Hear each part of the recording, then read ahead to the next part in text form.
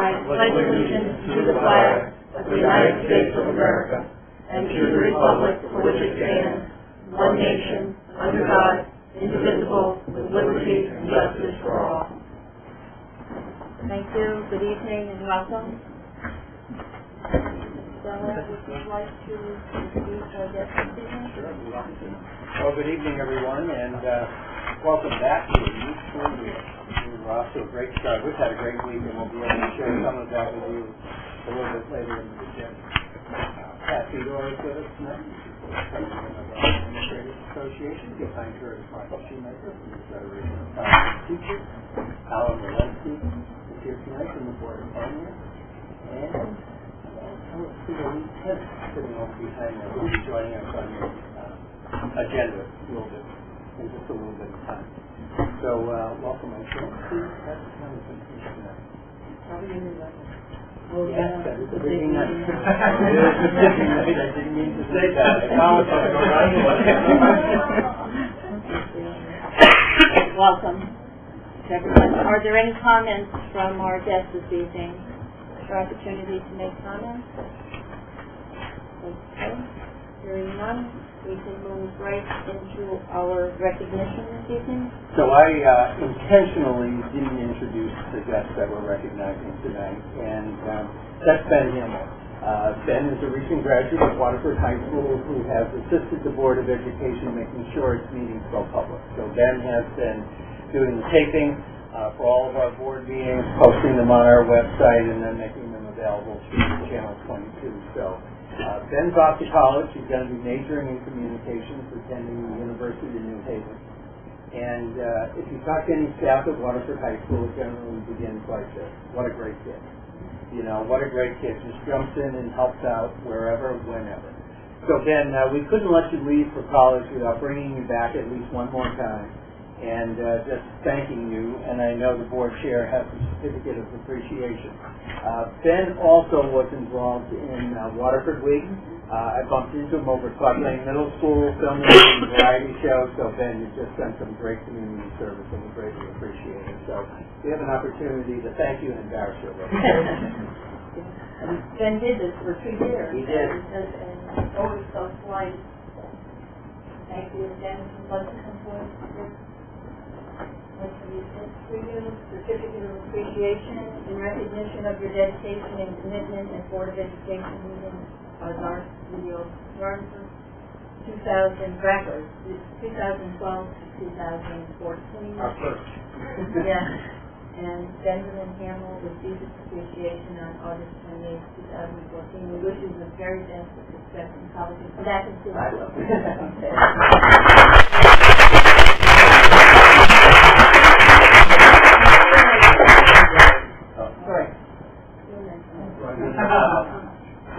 We have the master photographer here tonight. Can I take my glasses off? Okay.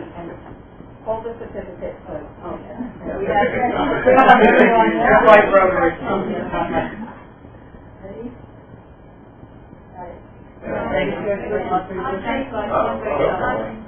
For the high school now. Okay.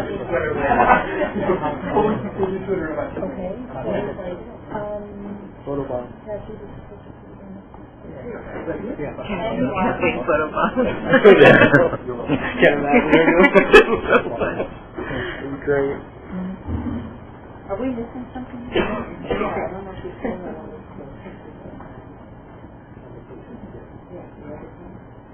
Oh, Because that's were they on going? there. Were they? Yeah. We need to go back. Oh, sorry. I'll go back. These are opening. What was it called? Flip Splash? I think I'm taking them back.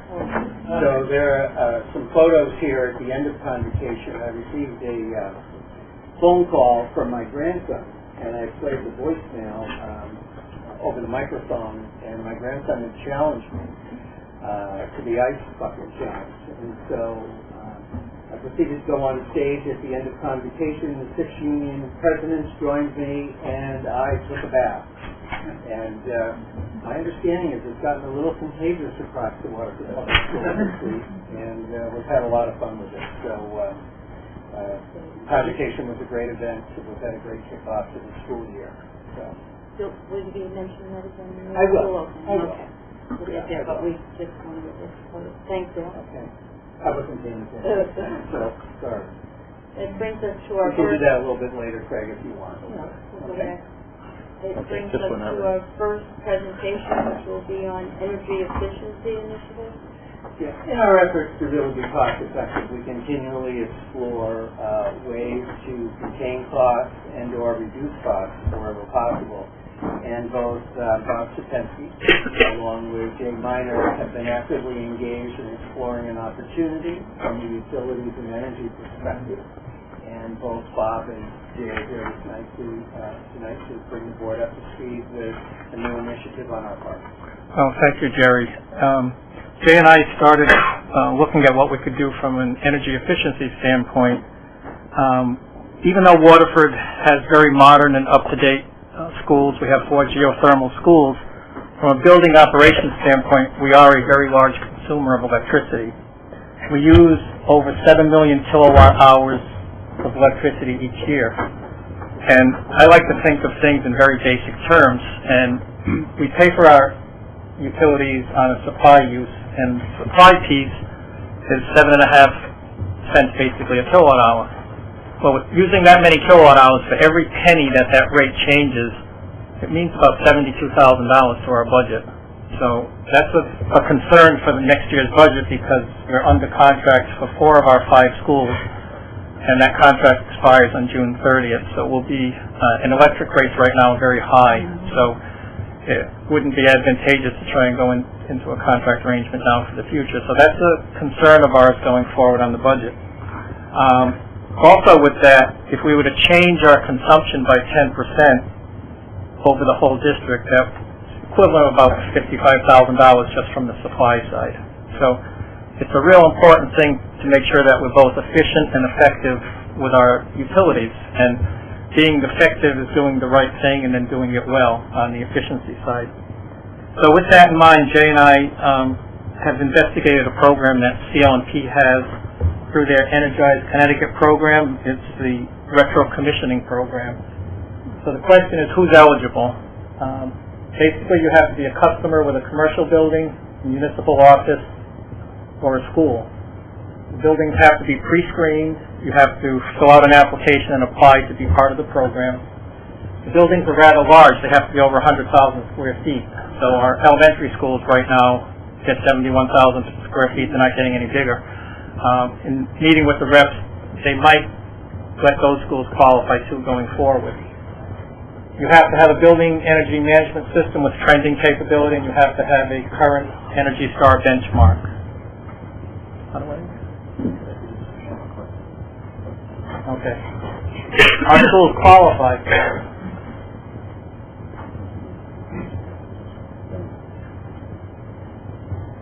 Okay. What the program does, it identifies energy savings by improving the operation of a facility's building management system, known as the BMS. And the goal is to improve facility performance while developing long-term sustainable energy management strategies. There's financial and technical assistance based on professional analysis and recommendations that are available. And CL&P will foot the bill for the survey and engineering work. I think we actually went one slide ahead. Okay, Clark Lane and Waterford High School, they're eligible. Clark Lane is roughly 129,000 square feet. The high school is brand new, so it really isn't applicable to this program yet. But going forward in the future, if the program's still around, we could apply for the high school as well.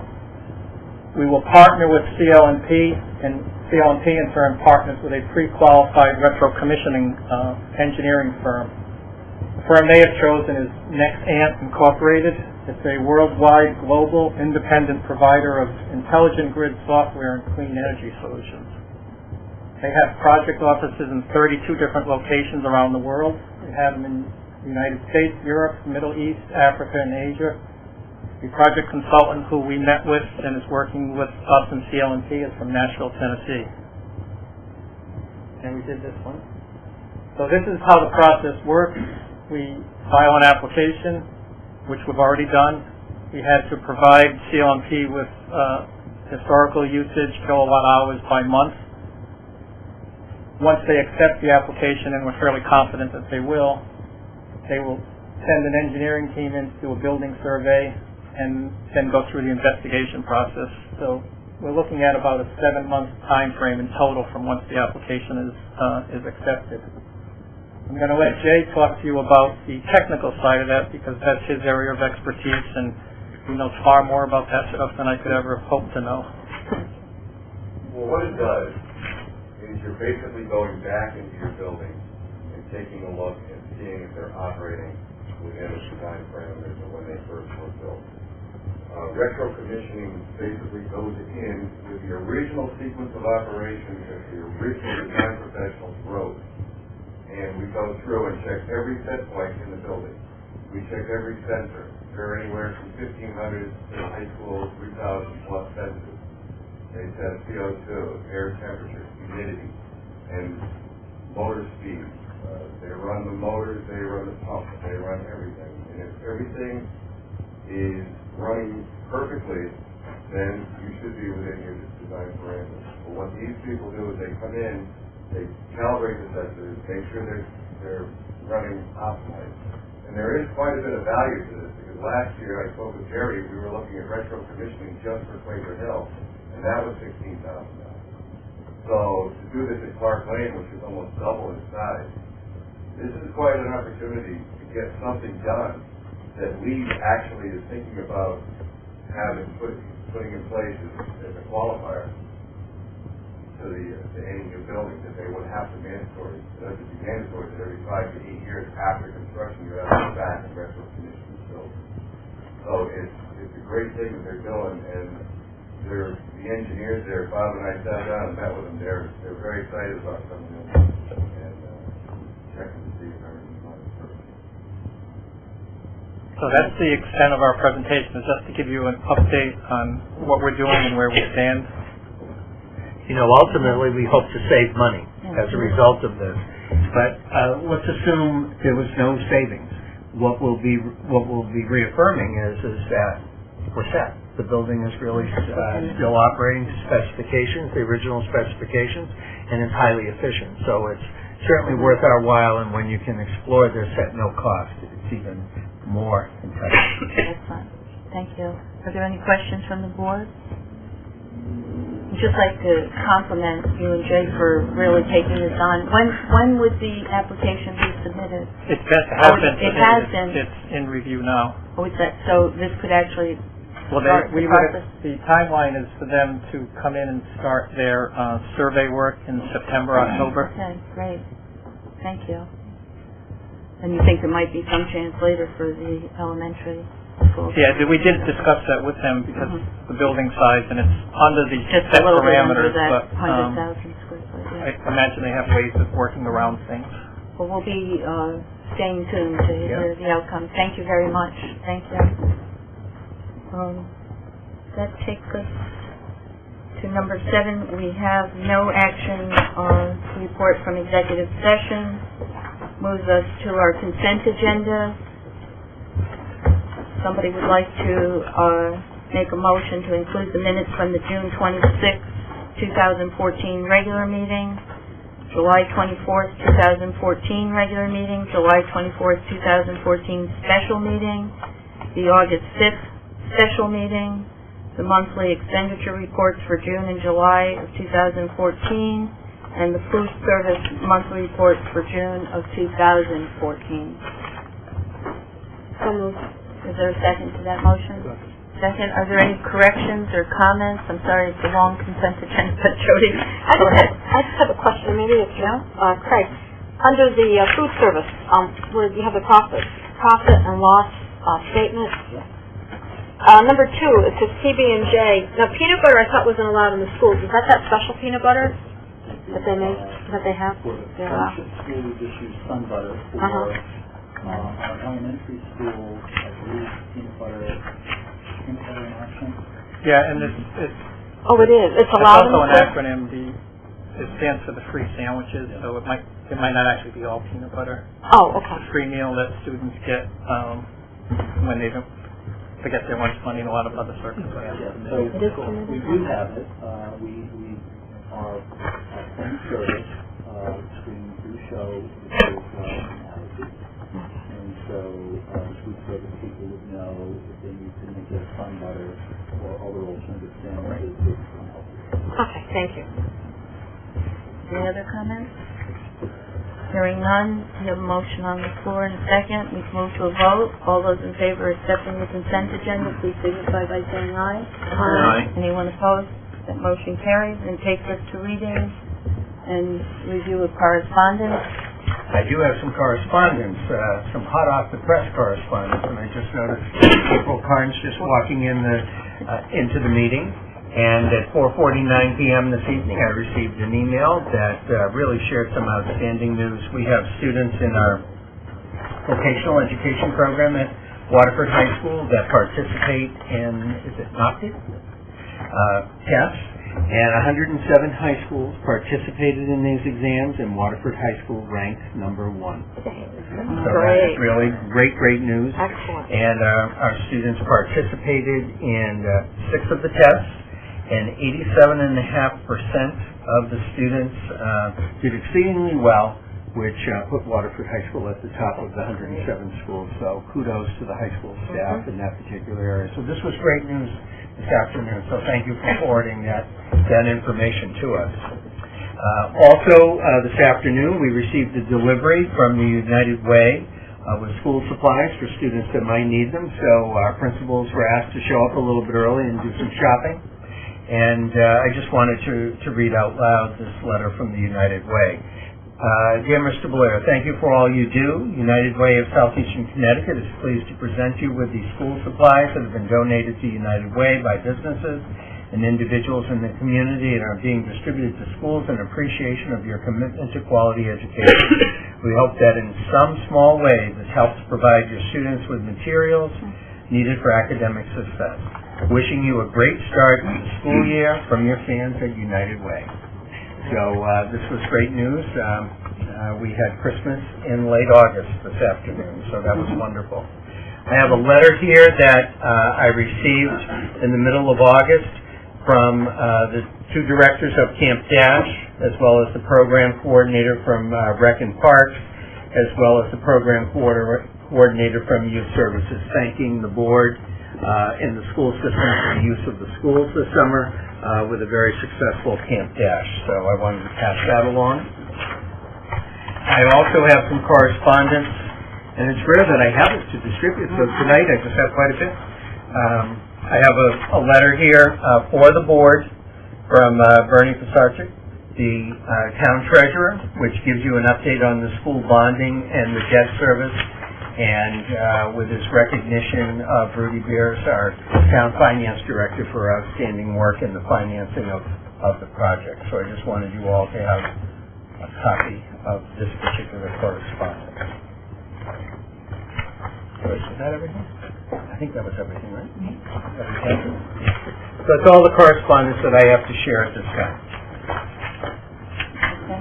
I just have for the board the Connecticut Consortium of Education Foundations, and I know our Waterford Education Foundation may go to the September 20th. I do have a number of Shipman and Goodwin letters that I'll leave later in the file. I won't talk about CAVE because during the report tab you can bring us up to date on all the various CAVE literature. There was one other piece of literature I had from the session on 504Cs. It's a private organization, if anyone's interested in that. And that would be all the correspondence that I have. So that can move us right to your report, Jerry. Oh, may I just go back for a moment? The title of, I just like to remind the board and tell me the title of the 107. We placed first out of 107 schools. That participate in this particular exam. And I remember, because just for the board to know what tremendous progress has been made there, because I remember back a number of years ago we were substantially down and then we went up to second first, so I'd like to just recognize, I know April Cairns worked hard on that, as well as all of the teachers at the high school, so it's just really to let the teachers know how much the board appreciates that significant gain. It's really tremendous. Thank you very much. Thank you, and thank you for sharing that with us. Sure. So opening of school, I think we've had just a great week. The weather certainly cooperated. I mean, it's been beautiful. I gave Barbara Brigham a call this morning, and, you know, I've had the pleasure to work in 4 or 5 districts, and this one just stands out as far as highly coordinated transportation. I mean, it can be a superintendent's worst nightmare at the opening of a school year, and I have to tell you, it's just gone like that. And Barbara and the bus drivers and the coordination through Bob's office, it's just been exceptional. And with all the preparation that went into the opening of the school year, with all of our staff, our administrative staff, the preparation has really paid off. The teachers are very positive. They've experienced a great summer. And as I said to them the other day, I too enjoy a summer respite, but I too know the important work that lies ahead and the students that are depending upon us this coming year, and we're ready. We had a great professional development day. We haven't had a professional development day to open the school year, and I think it really helped launch the work that's on our plate. I think 95% of the training was all provided by our own staff. It was exceptional. The staff were highly complimentary of their colleagues and the work that occurred, and we had it throughout the district, and Craig and I had an opportunity to move about the district and participate. It was exceptional. So, thank you to Craig for coordinating really an outstanding day with all the participation on the part of the staff. The other thing that I'd just like to comment on, and I shared this at Convocation, we had more than 70 of our staff engaged in summer projects. We were involved in renewing the curriculum in the area of science and art. We were also involved in literacy and writing training for our elementary staff. Our elementary staff was involved in writing units of study. And so we had lots and lots of participation, and I think that's one of the things that really sets us apart. Our staff engages in the work. The work isn't done by some outside source. It's really done internally. Their fingerprints are on it, and then they share that work with their colleagues. So that's absolutely been exceptional, and I think that's really helped us get off to such a tremendous start. And probably one of the highlights of the summer, it certainly was very time-consuming, but I have to tell you, it was also probably the most important work we do, and that's hiring new staff. And you really want to hire the very best, and we have a very high bar. And our staff that we hire tell us that it's a rigorous process, and we're very excited about the staff. And I wanted to ask Craig just to kind of briefly introduce the new staff to slides that we have. We did this at our convocation, and I think it would be helpful for the board to see some of the new staff that we've hired. Just to echo what Jerry said, we're a service organization, so hiring is fundamentally one of the key indicators for success in our organization. And this was a robust hiring year. We've hired 17 certified staff members, faculty, and 19 other staff members to support the district. 2, you were active in the selection process, and that would be for our administrators, so principal at Quaker Hill, Chris Discordia, and assistant principal at Waterford High School, Allison Mosier. Then for classroom positions, we have a 4th grade teacher at Quaker Hill, Rebecca Belcher. There's a social worker, the social worker position added in the budget, Anne-Marie Bertrand, and she's assigned to Quaker Hill. For retirement, we have a PE opening at Oswegatchie, and Maddie Brett, a student who went through all K-12 with us here in Waterford. The 4th grade teacher at Quaker Hill opening, and Kathleen Donahue came from New London with some nice experience and attended the workshop trainings that Jerry mentioned in summer. 2nd grade teacher at Great Neck, Lauren Furman, who did some long-term subbing with us and also attended some training with us. Math teacher, Florio, will round out the math department at the high school. second grade teacher at Great Neck, Katie Hall, comes with some nice experience. And school psychologist Erin Heller, new position added, will be split between Oswegatchie and Clark Lane. Dina Minetti, first grade teacher at Quaker Hill. And then school counselor Lee O'Connor comes to us from Fitch. Waterford High School science added Dawn Portrush with us, and a third grade teacher at Quaker Hill School, Danielle Smith. French teacher at Clark Lane Middle School, Myra Stafford. And kindergarten teacher at Quaker Hill, Whitney Wadicki. Third grade teacher at Quaker Hill, Alicia Zingarella. And then when we are looking at some of the non-certified, we have paraprofessionals and monitors. So Teresa Bate, Kelly Campbell, Marilyn Larkin, David Morgan, Valerie Muckle, and Kenneth Hennicoff are joining our staff. We have, as always, one intern at each of the elementaries, and two interns at our secondary schools who really are they're beginning through their college program to become teachers. And we have a school counseling intern and a school psychologist intern, and that's almost a what for those areas we call student teaching. So they are interning with us for the year, but it's like their student teaching experience working under a licensed professional.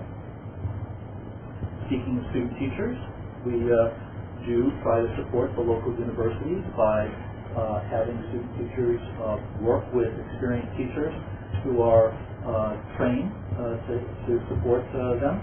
And we have student teachers at Quaker Hill, Great Neck, the high school, and Clark Lane.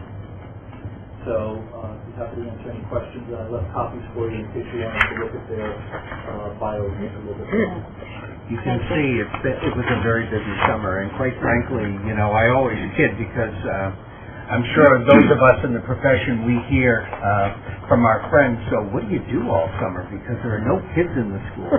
And some of the staff are off during the summertime, and my response always has been, if we don't get it done in the summer, it won't happen in the school year. So we had a very, very productive summer, and I think it added greatly to the kickoff that we had. And I just wanted to offer an opportunity, if any of our principals wanted to share anything about the opening to the school year. You don't need to be that. I will. A wonderful opening, and certainly thank you to the bus drivers, because they don't get from there, and they don't get from home.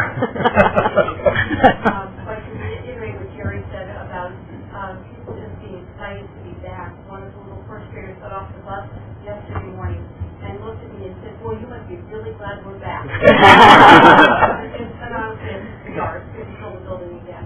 So it was a wonderful opening, but thanks to a lot of people behind the scenes and in front of us. So thank you. And just to echo the same thing, when it goes smoothly in transportation, you see what Jared said. I've never been anywhere where the transportation has been so smooth. Good to hear. Which, the big thing that first day, we make sure they all get home safely. And, the kids were excited. Our building, our grounds looks great. Absolutely amazing. And Western Park too. We're really proud of the building. It's really great. So also to copy, I don't want to say copy, but I've been challenged for that stuff. I will be doing that tomorrow afternoon, assembling 50 students who are going to counseling. Get much money we can make. It's a great start. At Quaker Hill, as you can see from the slideshow, we have a lot of new staff members. So I really want to commend, obviously, definitely the buildings and grounds and the bus crew, but our veteran staff members did such a good job welcoming our new people in, showing them the ropes and making them feel welcome and part of the team. And it's been a pretty seamless start. The children have come in really happy And, I'm the new guy too, so I went around to a lot of the classrooms, introduced myself. And one of the first rooms I went in was a first grade room. And I said, do you guys know who I am? And one of the grades guy said, the president? That's terrifying. I'm not the president, but no, it was really great start to the school year. Thank you. We had a fantastic start. School looked amazing. It was a great sense of teamwork. Students were extremely happy. There were a few nervous kids, always about the lockers. Everyone could get the lockers. And the transportation was really flawless. Wonderful. That's transportation on the opening. Yeah. Was tremendous. Good to hear. And of course, you go to the far end, Pat mentioned a minute or two ago how those kindergartners are so enthusiastic, and I've got the other end. And actually, one of the things that amazes me every year is, teenagers aren't famous for their enthusiasm about school, but if you ask seniors on the first day of school, are you glad to be back? They all say yes. And that is impressive. That's one of those really nice things. And we've also done a great job of welcoming in our ninth graders. We had freshman orientation last week. We had about 90% of our incoming ninth graders present. We had 45 students show up from our other classes to be tour guides. And they gave tours of the building, they answered questions, they taught them all the really important things, like how to find your way from where the buses drop you off to your first period class, and how to open your locker. And it's really been a very positive 2 days. Kids are very enthusiastic.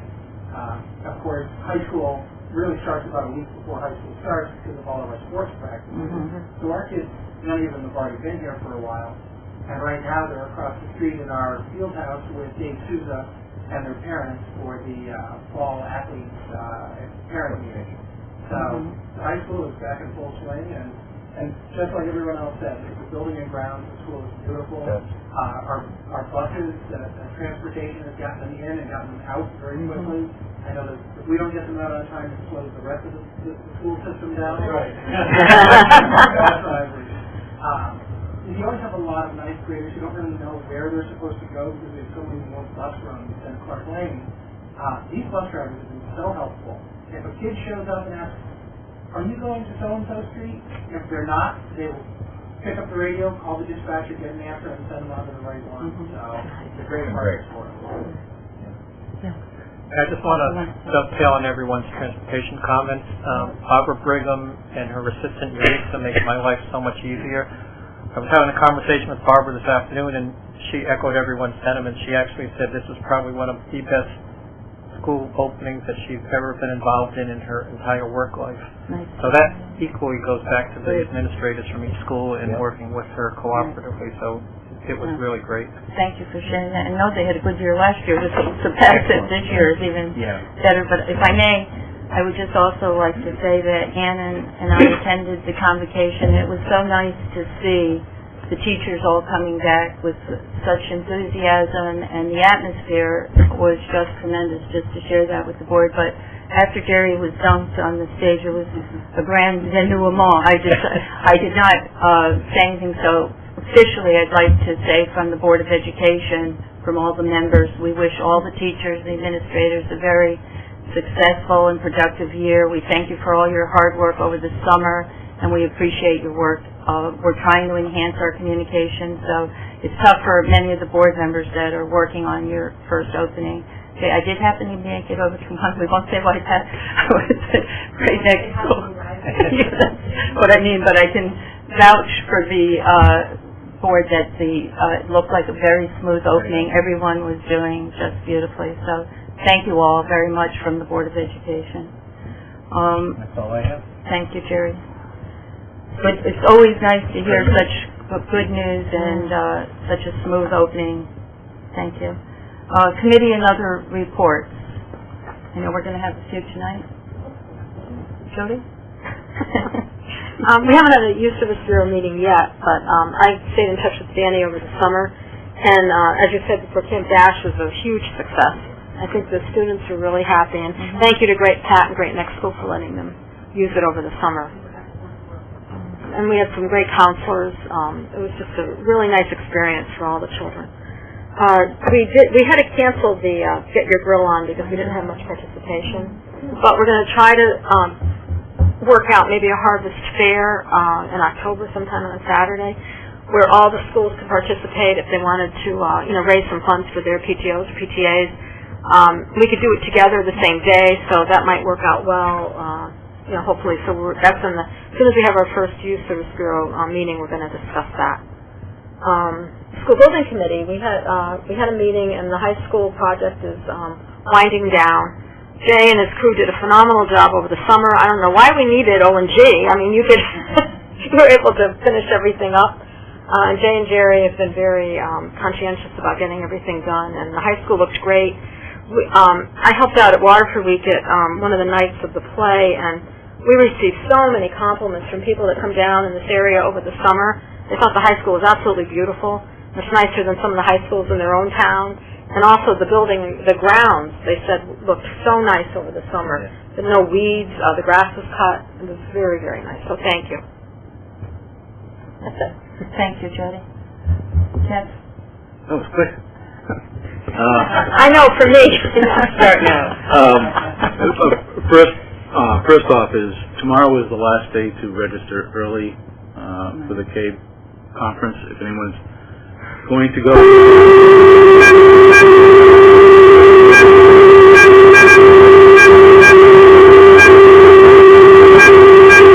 bring their leadership.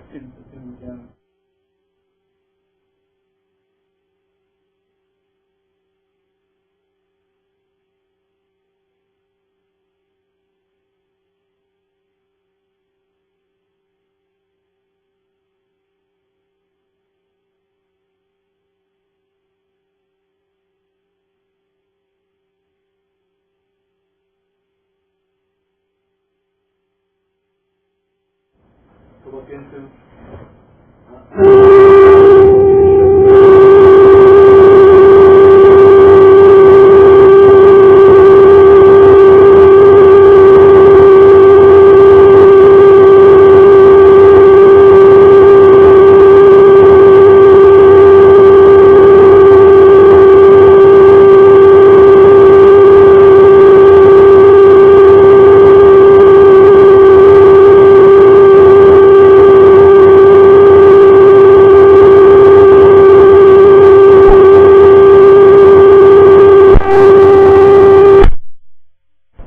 Presented by two of Connecticut's most prominent special ed attorneys, and it will cover basically what the state and federal laws are putting forward to us, and also what we can expect in the future.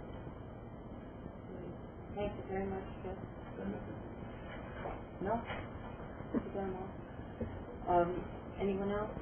I would just like to point out that the Waterford Education Foundation will be celebrating its 10th anniversary coming up on September 19th, and our very own Ann Ogden is the honoree, and we're so proud, Ann, to have you being honored by the Education Foundation. So I know if you're still within the time frame to take a reservation, and hopefully some of you can come out and celebrate with Ann on that evening.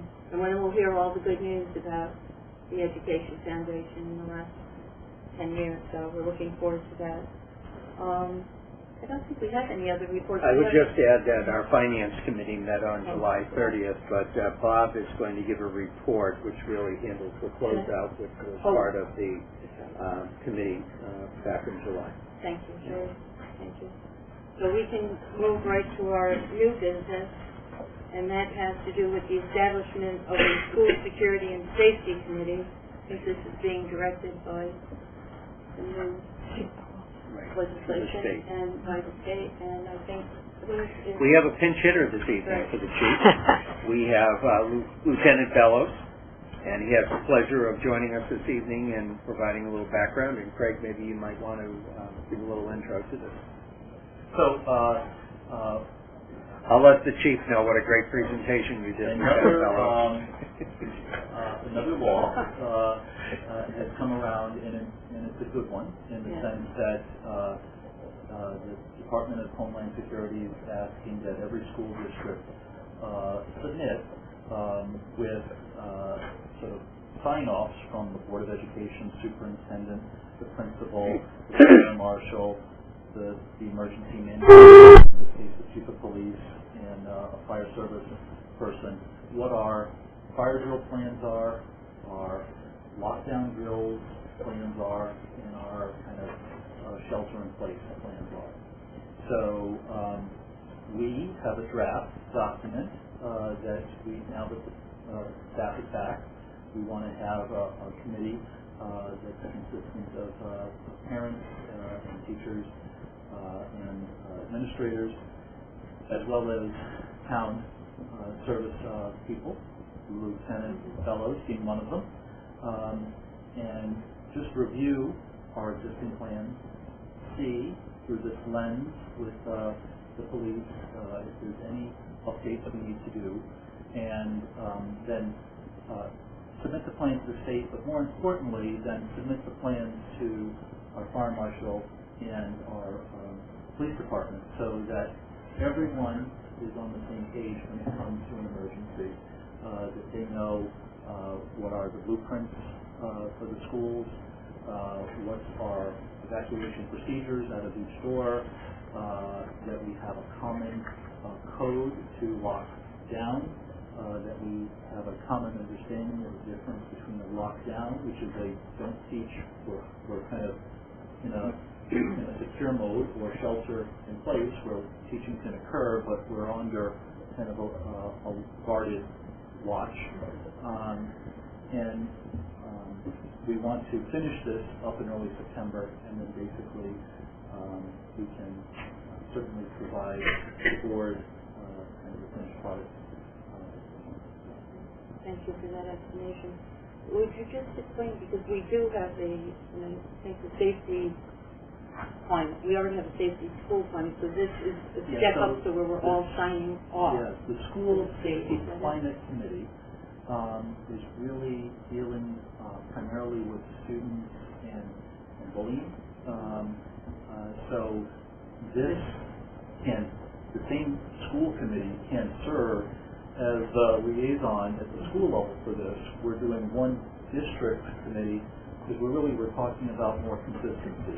So what's our procedures for a lockdown, and are they consistent? Because we do have staff that service different buildings, and we don't want them to have to remember multiple systems. Like, I'm in this school, what does this mean? There's one system for the district, and that's why we're having one district committee. And we've asked Lieutenant Brett Mahoney, who's not only a parent, but obviously high ranking officer in the police department, Steve Garvin, who's the president of the Waterford Ambulance Service, also a parent. We're going to ask Martha as our WFCT person. We're going to ask Pat as also to review the plans with us. Allison Mosier as secondary administrator, our high school assistant principal. Aaron Heller, a school psychologist serving 2 of our schools. Lieutenant Bellows as not only high-ranking police officer, but also a parent in our district. And then Bob as the director of finance.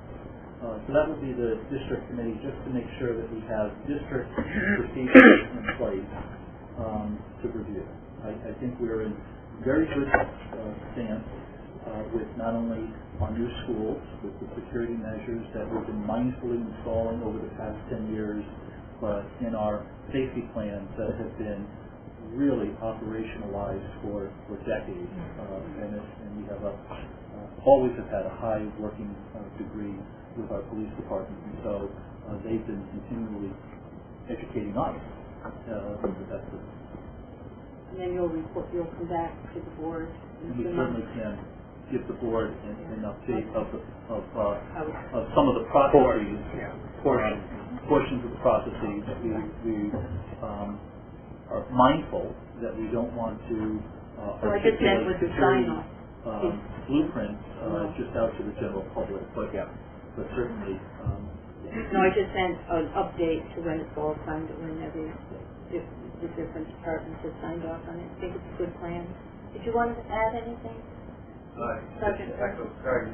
We've gotten a great working relationship with the school system, probably the last 15 years I've been here. The lockdown procedures start with the grammar school, and they're absolutely spot on. As they get a little older, they get a little more hectic, but they've reeled it back in. Officer Van Ogle is no longer with the school system. He's now investigating section with him. Help foster that and build that throughout the last couple of years. But this job is going to be relatively easy for us to get everything on par to the match for every day. Great.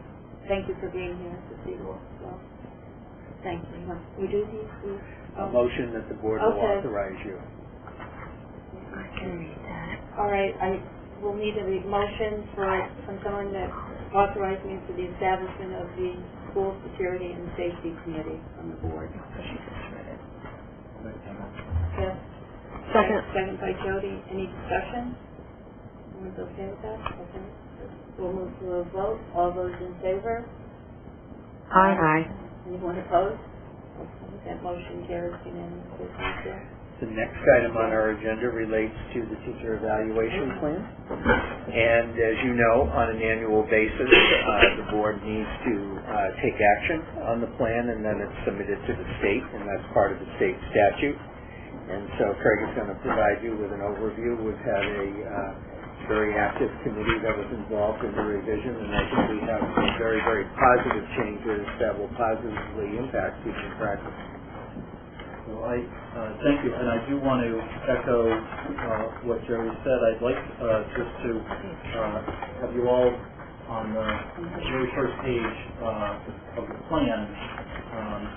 So it was this cover memo that was sent probably Tuesday by courier to you. But on the first page of the teacher professional learning and evaluation plan, I would like you to look at the committee who really worked on this plan. You will see many very familiar names. We really have been working on this system now. This will be the third in its operational year. We did the pilot 2 years ago. That has really kind of overhauled our system.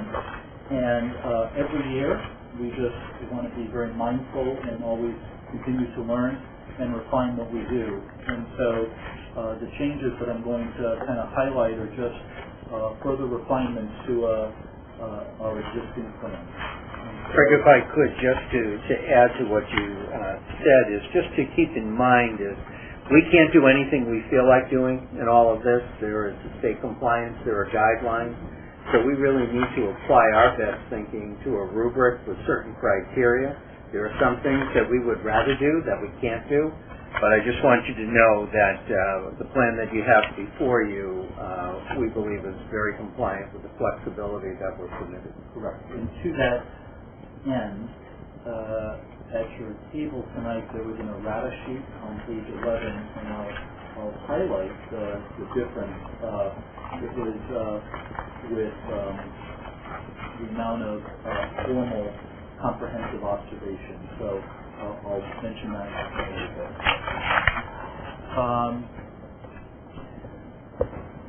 The state has defined that there's a 4-level matrix basically for evaluating educators, and last year we used the terms exemplary and effective, and what we wanted to do is it is really shades of gray. We have such an outstanding staff that the difference between 3s and 4s for Waterford is again shades of gray. So we wanted to finesse that a little bit more by terming it highly effective and effective. And that highly effective is when they substantially exceed their goal. These are the 4 band levels and kind of what each means. The next change on that errata sheet on page 11 is with observations. And so you're going to see we've used the word formal throughout all of the observations because that was really more of what the statute required. And we talked a lot about what's the value of different types of observation. So when we talk about a comprehensive observation, it's a scheduled observation that has a pre-conference. Principal goes in for a time period of a half an hour at minimum, and there's a post-conference where the principal shares the great success of the observation, the lesson, and any kind of guiding, coaching feedback to continually hone and enhance the teacher's craft. The committee felt strong that the notion of having scheduled observations are probably powerful for non-tenured teachers who are beginning the craft of teaching, but for tenured teachers, there was a high degree of consensus to just say, come in and maybe have a shorter time period of an observation. Don't need to tell you about the lesson because principal should know and we can talk about it at the end. So all the observations I'm going to talk about have a post-conference because that's the power of it. That's the coaching part of this system. And then written feedback, kind of acknowledging the things that are going highly successful and making some guided recommendations for ways that we can continually hone our craft. So non-tenured teachers are going to be doing 2 formal or 2 comprehensive evaluations and 4 mini observations. A mini observation would be a observation of at least 10 minutes in the classroom, and we have shown the committee, we've watched sort of videos and said, that's 10 minutes, what can we find? And there's a wealth of information that you can really discern in that amount of time. You might think it's a short amount of time, but there's really a wealth of information. And what we thought was, you see, for tenured teachers, so that would be effective and highly effective, we're going to do 5 minis, and we thought that more of those shorter time periods over the course of the year will give that coaching opportunity for the teacher, because where else are they going to get that coaching opportunity? They're delivering with their students, but they can improve if they're just thinking about how they present it. So teachers, tenured teachers will have 5 mini observations, and then everyone will have a review of practice, and that's really getting at the professional responsibilities. Are they serving on committees? Are they helping other teachers? Are they actively engaged in PLC work, working towards a common goal? Then we also have plans for tenured teachers and who are not at our standard and need some intensive supervision. And we've changed enhanced the non-tenured teachers who are also not meeting our standard, just acknowledging the difference between a non-tenured teacher and a tenured teacher, and our goal is to give all teachers the correct support. But we know statutorily there's differences in the rules of hiring and non-renewing for non-tenured teachers versus tenured, and we've made our plan a little clearer that way. On your comprehensive Formal. Yeah. Is it something that, are they submitting like a lesson plan for the day and you go in and you just kind of following through? So it would be for the day. Let me clarify that a little bit more. There's certainly submitting a lesson plan that the principal is going to see. A teacher would probably teach a myriad of lessons throughout the day, so it's really that lesson they're going to see and unpack it. And the pre-conference would then break out how does that connect to the curriculum, to a unit, and what am I going to see, and the teacher should be able to articulate the dynamic of the class, showing that I'm going to purposely let these kids work on this I'm going to give a little more scaffolded support with these groups of students.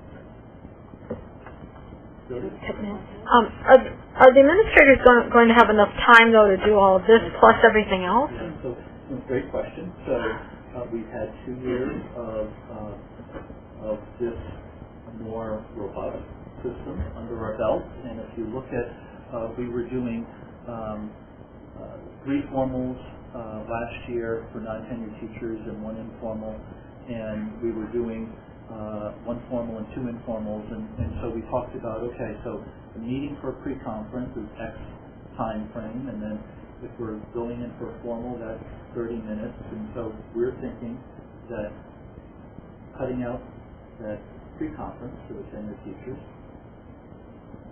making it a little more short, but increasing the frequency. We should be able to do it, and we think that there will be more opportunity for coaching. This is a professional growth model, and that's what we're trying to drive home to. So the analogy would be, you know, if you were trying to be an all-star in a sport, and the coach talked to you in depth one time, and then maybe 2 other times in the season for a little period of time, how good would the team be versus if they were 5 times throughout the year. And so that's the...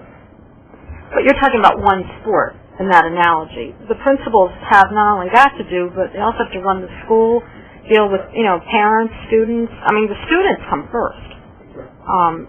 I just think So Jody, just to help answer that question, we've talked about it at length as an administrative team. We'll also be able to answer that question better later on in the year. This is our best thinking at this point in time, and the good news is that it meets the guideline, and we think it's a more effective approach to the guideline. Those mini observations are unannounced. But there's there a lot of writing that goes along with all of those, though, too, right? So let me clarify. We used to, so when I was a principal, we used to try to get a script of everything that was done. Now we're really doing what's the look for. So let me just bring you to what those look fors are. This is the rubric, and it is on page 10 of the assignment. There's 4 domains, and if we just look at the left column, so domain 1 and domain 3. Domain 1 is around classroom management, and domain 3 is around instruction. And so what the principal is trying to record and observe are just those attributes that define and the first one will be around classroom management. Our kids come ready to learn. Our teachers are generally very highly effective at classroom management, so we're not going to spend too much time on that. We're going to spend the majority of our observations on active learning, that instructional piece, and that's really where that coaching can come in. So it's not trying to record a whole script, it's just really to collect data around that instruction in order to facilitate a conference that can say, these are the things that you're doing great, because if you acknowledge them and bring them to the forefront, there's research to say that you'll be more likely to repeat it. And this is the area which maybe have you thought about trying this? And that's the coaching piece to enhance the craft. That's important, I realize that, but I'm just concerned, for all the extra time. But time will tell. Hopefully you'll come back and let us know how everything goes. So just so I didn't skip anything. The rubric for which we're going to be evaluating teachers, for 2 years we used the Danielson rubric, and we had 4 domains, but there were 18 different kind of look-fors. This rubric is a little more crisp, as I spoke about, so there's 12 look-fors, and when we talk about instruction, it's really just those three things. Another change was with the whole school feedback. So as we migrate from the old system of Teams and Impact to our new system of SBAC, there's going to be a period of time.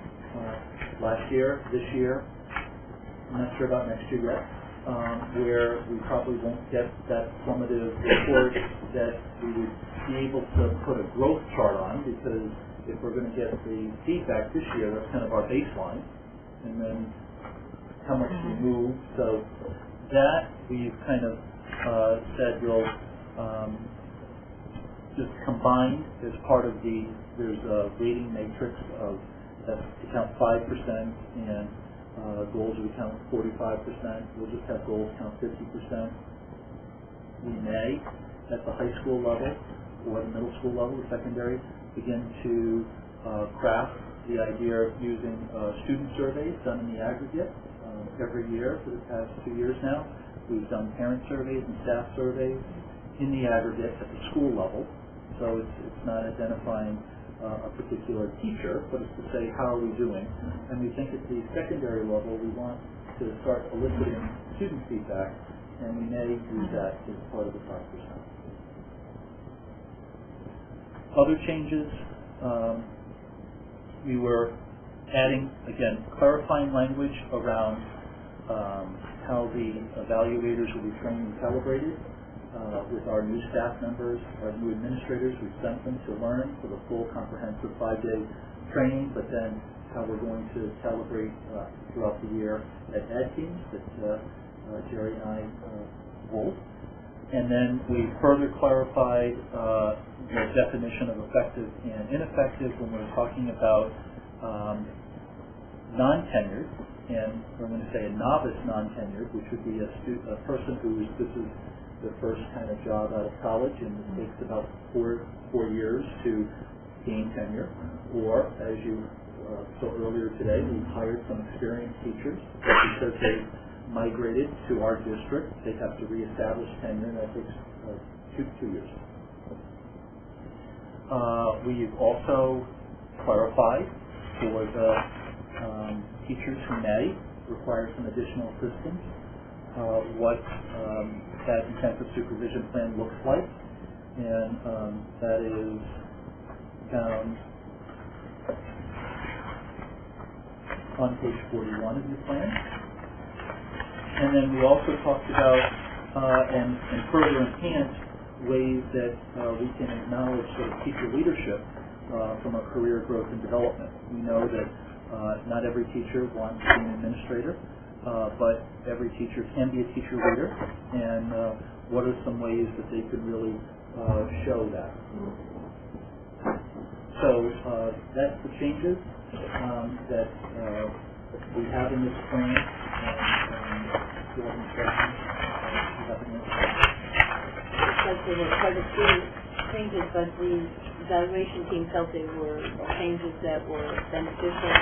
Now, this was already approved at the state level, so we just need board approval tonight. And then, as you, going back to what Jody said at the end, we'll look to see. We can keep submitting, I guess, right? We can keep annually refining this system within the guidelines that are set through the peak committee and the state statute.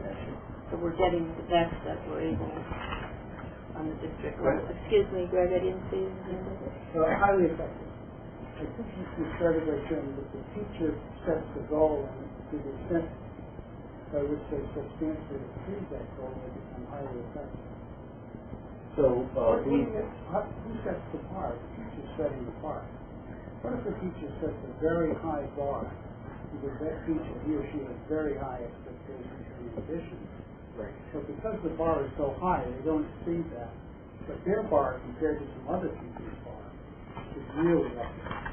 Correct. So how is that fair to give that teacher a lesser evaluation when the teacher sets the bar pretty well? So you've actually, very astute observation, kind of found out some of the design flaws in the pilot system. And so what we have tried to do to sort of clarify that, because you're right, we've had some teachers that almost set the bar as perfect, and then how can they substantially exceed perfect? And I'm using just kind of analogy examples for a moment. And it was impossible. And then we've had other teachers who maybe didn't write a crisp enough goal for which then many things could make it substantially exceeded. So what we tried to do to mitigate that to the best of our ability is on page 29, if you can look up. We're looking at, in the middle, so they're going to set their goal, we call it a student learning objective, an SLO, and we're going to have the indicators for success be delineated, and then halfway down, we're also going to have the teacher articulate in that goal-setting conference what would it mean to substantially succeed. That would afford the teacher to shoot for perfect, to kind of recalibrate.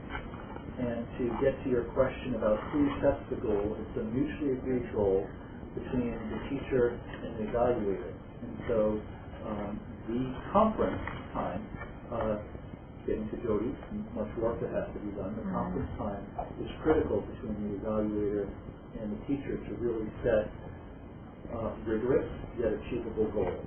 And that's the dance, that's the balance, that's the art of setting goals, but they're mutually agreed. I think that would be my only comment. I think this would be more leeway on that highly effective. But this seems to be, even though you're going to go through that balancing act, that communication between the evaluator and the teacher, it's going to be imperfect. And if you get somebody that really sets a very high goal, despite that communication, they shouldn't be penalized if they want to become perfect from the output. So you can't do that. Right. And so to that point, we're trying to mask those terms a little closer because you're right, it will always be a slightly imperfect system. What we're asking for is that we're continually improving our craft, and your point's well taken. Maybe meet to the extent possible, or exceed to the extent possible. The third and fourth bands, the third and fourth bands are the effective bands for which we're not really worried. It's when a teacher is demonstrating consistently that they're not meeting in those either third or fourth bands. Because you're right, that's Yeah. I noticed, Martha, your name is on here, and I can't imagine how you found the time with everything that you're doing, but thank you for serving as well on that committee. So we're going to take an action tonight on this, so we have to go forward, and we'll monitor and like to get the feedback as we go through the year to see how the new plan is working. So thank you for the nice presentation. And would you like to make that motion? That the Waterford Board of Education approves the revised teacher evaluation plan for submission and review by the State Department of Education. Thank you, Ann. Second by Kevin. Any more discussion? Hearing none, we can move to a vote. All those in favor, please say aye. Aye. Anyone opposed? That motion carries unanimously. Takes us to our closeout item, and I think Bob, you're going to talk to us about Yes. that. Thank you, Kathleen. As Jerry mentioned, at the end of July, we met with the Finance Subcommittee, the Board of Ed, and reviewed the results of the fiscal year 2013 and 14. In your packet, you have the year-end summary. It's a 4-page listing of the results by line item. What I'd like to do now is just take a few minutes and touch upon 5 or 6 of the large accounts that really shaped our year. We really talked about these quite a bit during the course of the year, starting back as early as January during the budget process. So I'd just like to summarize those. We ended the year in round numbers, $246,000 under our budget. We knew we had a $250,000 credit coming in from the Friendship School, so in essence, all of the other operating accounts were $4,000 over budget rather. So it was a very, very tight year. If we look at total salary expense, and this includes every salary dollar, it's certified, it's support, it's overtime, it's substitute teachers. We were favorable by $290,000. Within that, we had unfilled positions, which contributed to that. On the downside, we had $20,000 over budget in snow removal, and the combination of substitute use for paraprofessionals and teachers was $65,000 over budget. So despite those two negatives, we still ended $290 to the good. Logically, if you're favorable in salaries, you'd be favorable in FICA expense, which are related to the salaries outside of the TRB employees. So we were favorable in FICA by $47,000. If we look at total transportation costs, and this includes the contract with STA for both special ed and regular ed and our fuel expense, we were favorable by $133,000.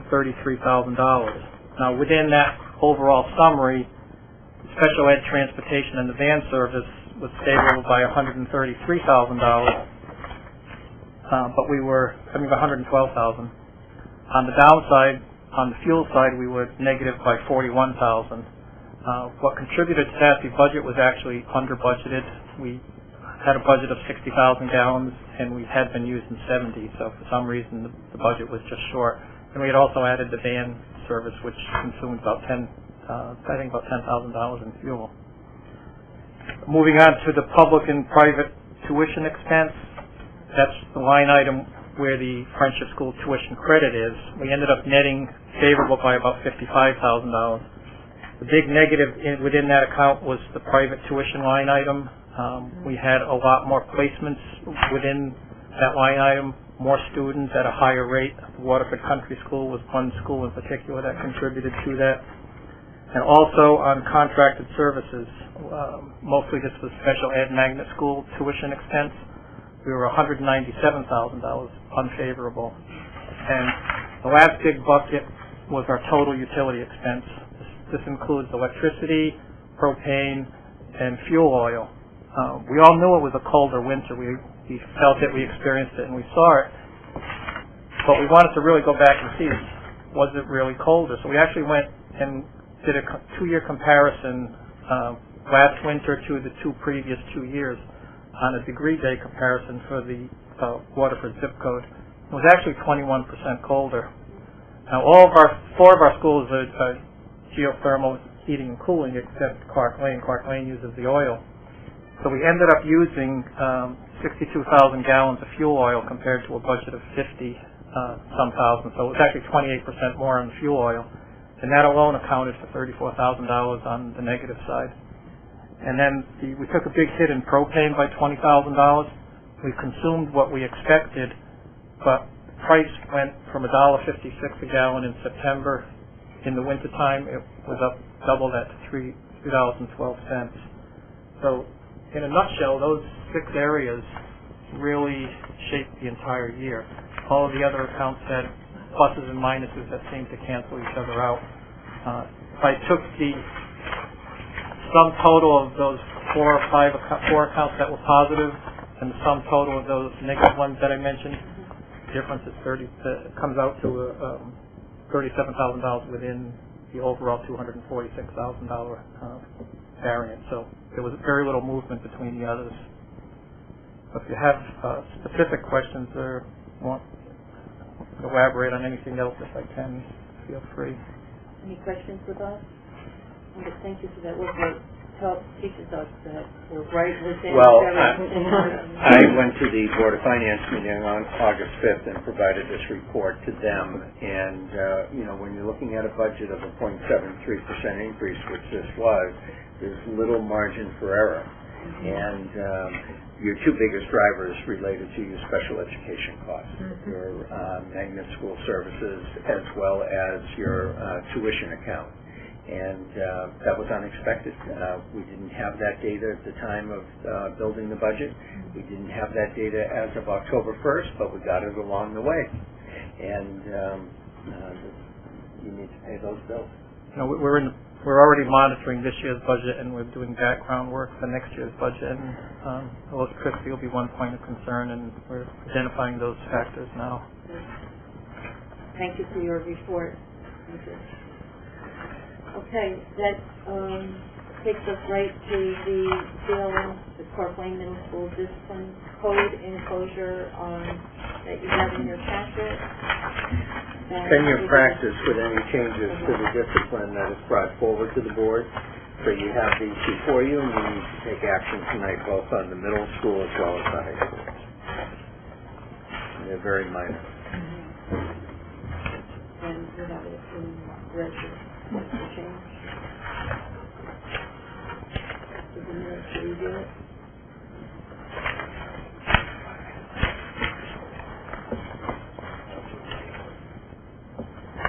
Just overall, in the past, we've been improving on Terry all the time, so, thank you. Do you want a motion? Okay. We need, I think we're gonna take a motion on both, high school and... Together? School. No, do one separately. Okay. I'd like to make a motion that the Waterford Board of Education approves the Park Lane Middle School Discipline Code as presented and amended. Thank you, Jody. Is there a second? Any comments? Do you edit this one? There are no other comments. We'll move to a vote. All those in favor, please say aye. Aye. Anyone opposed? That motion carries. Takes us right to the high school discipline code. That the Waterford Board of Education approves the Waterford High School Discipline Code as presented and amended. Second. Second. Jody? Any discussion? See, we have some new ones in here this year, didn't tell us. Lots of driving privileges and certain things on that. Did you want to comment, someone? It seemed to us that if you have a parking or driving infraction, keeping, first of all, with the idea of logical consequences, what would be the logical thing to do, and also the idea that a consequence will work if it's likely to change behavior. And if you're not driving safely, if you're not parking where you belong, losing the privilege of having a car on campus for a period of time just seems to hit both of those very well. That's the major. Yep. I think we have a motion and second on the floor. There's no other discussion. We can move to a vote. All those in favor, please say aye. Aye. Anyone opposed? Motion carries unanimously. Greg, I hope you have a good memory because I usually carry all my notes from our policy committee meetings, and we have a few, as you know, these already went through first reading with the changes, and maybe you'll guide us through each of them, and we'll move on this evening. Absolutely. Thank So, you. as Kathleen said, this is the second reading for the policies that the board further clarifies the policies. We'll certainly talk about it. The first one is on student volunteers, and there didn't seem to be any discussion at the last meeting, so I'll be happy to answer any questions on this one. I think it was just to make sure we had the registry issue. Yep. That was the item in this one, that was the only change, right? Okay. Any comments? I think, Craig, if you don't mind, we'll go through each one, and I'll recognize anyone as we go through. I think we'll vote on each one rather than go through them. You'll just hold up for one moment, and I would like to turn to Martha. Right, yes. Not the time during the college break, a lot of our former students come back to volunteer in our classrooms. And I just wondered, do they follow doing this? Their fingerprints to come back into the building? I mean, they always meet us, they never look with a child or anything like that, but they're in our classrooms, laminating. But it would just mean that we would just, do a background check. That's on the price thing by just looking at the posted lists online. So it shouldn't impede any college students from coming in and working within the classroom. Yes. Okay, so we'll just, fire administrators. Thank you for that question. Okay, thank you, Mr. Towers. Someone like care to make a motion to accept this new, revision to policy on school volunteers. So moved. Thank you, Jody. Okay. Thank you, Cliff. Any other discussion? Hearing none, we'll move to vote. All those in favor? Aye. Anyone opposed? Motion carries, and that's the new school policy there. I think we're on pest So management. the next one, Catherine said, is on pest management, and the impetus of change is really to codify our long-standing practice that's been in a regulation posted online to make it part of a policy. And Jay kind of spoke about those details, so either myself or Jay could answer questions about this. I think, if I may comment, I think this district, the Waterford School District, is ahead of many districts in this regard. So that's good, and want to recognize you, Jay, for that. Jody? I just had a question. I'm not sure if you clarified it with an answer, but for instance, at Lisa Deirdrick Field, our high school softball team plays on, JV plays on that field sometimes. Do we use any pesticides on those fields? Which field? Lisa Deirdrick, town-owned fields, baseball fields like Leary and Lisa Deirdrick. The town right now is using organic fertilizers and there's no regardless of what the rules are. Okay, so it's safe for the players. Right. Okay. Even on the high school property, they're using 844 and 1624 organic fertilizers. They're not doing any non-organic fertilizing or pesticide control. I know they're experimenting even with vinegar for weed control. We've really cut back on a lot. Good. Any I was just concerned about fields that aren't Board of Ed fields, that are students play on. Okay, thank you. Thank you, Joe. Okay, this is our second meeting tonight. So we'll take action and go right to the board. Somebody could care to make that motion? I can do it. Lisa makes the motion. Oh, good. Who says second? Second. Second, Diane. Any discussion? Okay, hearing none, we can move to vote. All those in favor, please say aye. Aye. Anyone opposed? Motion carries as well. Takes us to the next, the green cleaning program. And the board correctly enhanced our thinking to really separate what we clean the whole room versus what we bring in for personal use. And you'll see that in blue as noted here. The impetus and goal around this policy is around, again, akin to the fields, kind of what we're putting around to the entire room. And again, myself or Jay, who really has led the green cleaning initiative with the new schools, will be happy to answer any of the questions. Again, if I may just say, and Jay, correct me if I'm wrong, but again, it seems like we were ahead in using these products. You've been using them for We were 4 a while. years ahead of the state name. We've been doing this for a number of years. This is now a mandate, the practice we've been doing, so. What about the teachers who use computer time? Yeah, again, that's more their personal stuff. If they're going to rub down all of student desks, we would ask them to then use the products for which we're providing. Because that's a public service. Because The school owns the computer, but only the teacher is using it, or that. and we're still deeming that more personal to that teacher. It's really, again, around the notion about what ingredients are we exposing the children to. And that would be fleshed out in regulation. So I think we could just make that clear through what the building principals, as they explain it. Again, for great further clarification. And also, MSDS sheets are also available in all schools, all the products that we use.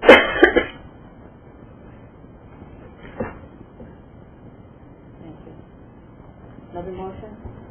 So moved. Second. It's a motion to accept the green cleaning program. I think it was Ann and Kevin. Oh, Dave. Dave? Any discussion? Any more discussion? Okay, thank you. All those in favor, please say aye. Aye. Anyone opposed? That motion carries as well. takes us to the use of automatic external And, defibrillator. you recall, we kind of we explained where the AEDs are throughout the town, and again, through discussion, they are very automated and they guide you through the system. And so where we have trained people, we've kind of said in the policy, we've eliminated you can only use it if you're specifically trained. We have trained people. That's generally the go-to people, but like the Good Samaritan law would provide, we would certainly not prohibit anyone to try to do this as well. And I did ask at the policy, because that was we talked about that, and that they're fairly simple to use, according to resolution. But when Jody asked the question, I think, and we learned that we do have some of these that travel. We do. With the, I was, the games and things. So we've covered all the bases. Thank you. Somebody would like to make this motion to accept policy 3544, the use of automatic external defibrillators. Thank you, Dave. Second by Lisa. Any discussion? Hearing none, we'll move to vote. All those in favor, please say aye. Aye. Anyone opposed? That motion carries as well. This is the family and medical leave, Chris. Yep, correct. And working with our HR director, Greg Sawchuk, we've really enhanced the regulation. We don't need an action on a regulation, but in full transparency, when we make changes, we do like to bring it to the board's attention. Right, and thanks the administration for including the board in our comments on all the regulations. I was just going to say, I just don't agree with that. It's both spouses work in the school system, what we do. I know it's the law, and we do that, but I think they both should be allowed to have the same amount of time off. It's my opinion.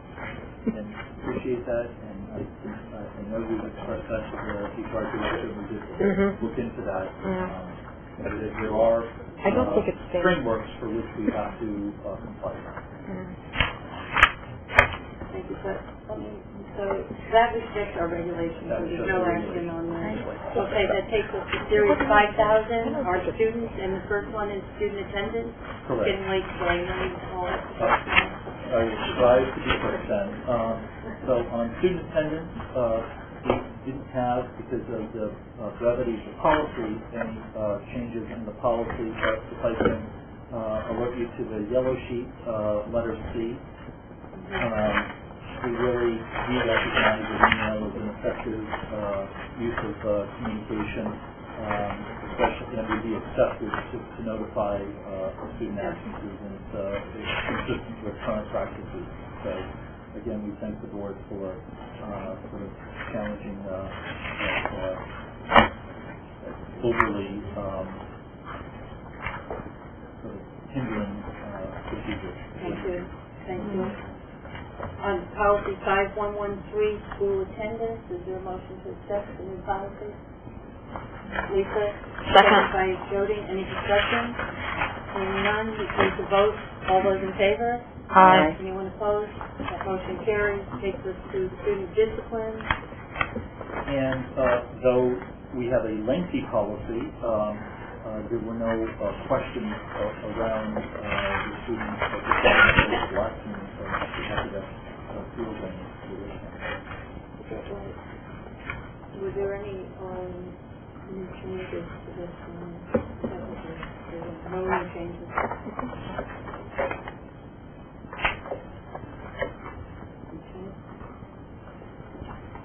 Would someone care to make a motion for student discipline policy 5114? So moved. Thank you. Second by Kevin. Any discussion? So move to vote. All those in favor, please say aye. Aye. Anyone opposed? That motion carries as well. Takes us to physical activity and student discipline. And again, there were no changes from the last reading. I'll be happy to answer any questions. I think this was not using, not presenting like students. disciplining with keeping them, right, Right. with the recess. So elementary principal shares some alternative means that, again, along with what Andre said, making the corrective action fit the situation. Anything we can do in terms of carving out exceptions under the law that would allow for academic reasons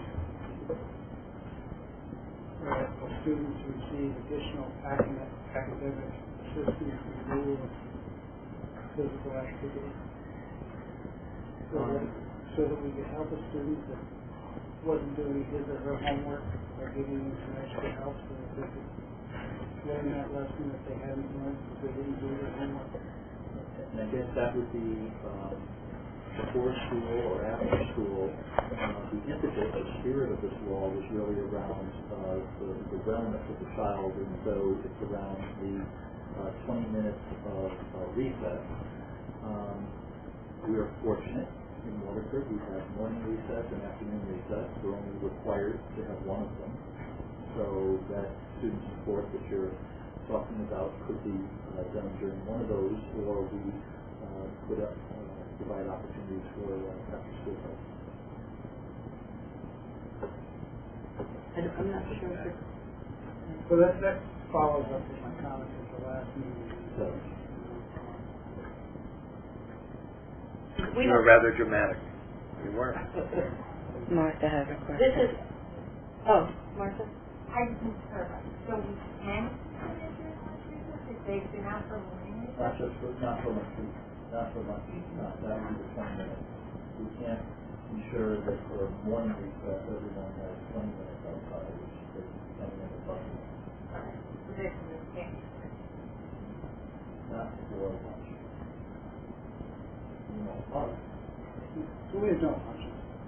That one, it is just, the way the law is, it's pretty black and white, so I'm trying to answer your question, but this is a limiting one. I think the spirit of this, and this came from the statute, and it came out of the statute that you're not to use punishment, not to deprive a student from physical activity. Correct. And that's really the spirit of this piece. So that's my point, that the intent wouldn't be to deprive the students from physical activity, but to help them meet their academic. Right.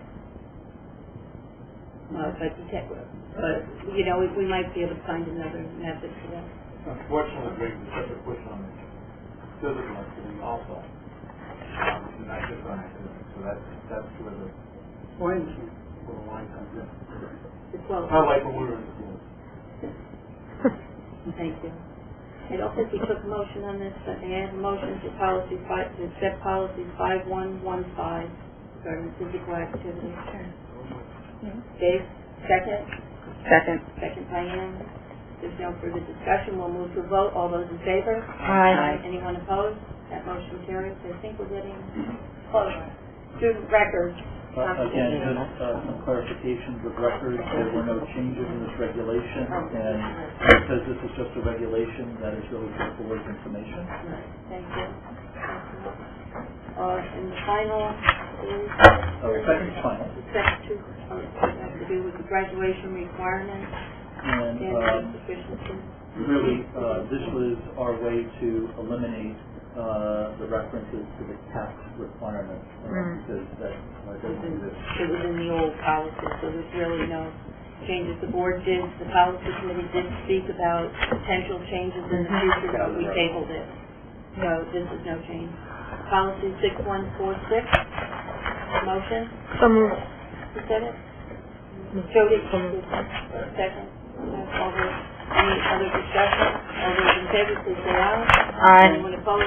That carries. And finally, the final one on online courses, and this was really to say that we should be having opportunities for which we can't provide that service of a class offering because of either we can't find the teacher, we can't have the number of students requisite to make a class for that course, but an online opportunity. And that's the legislation is looking for all districts to at least